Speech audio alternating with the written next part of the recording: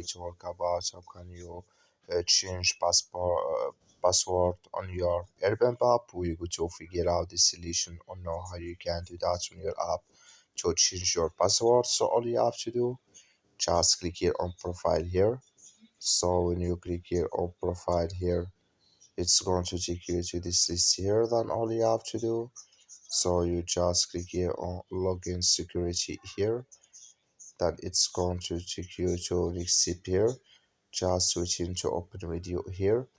So then you come here to password, click here on update here, and you just click here on update. So it's going to show for you like this. Add here your current password and here new password. Then you confirm here your new password and you click here on update password. Then it's going to add with you. That's all you have to do. Thank you for watching. Don't forget to support us by like and subscribe.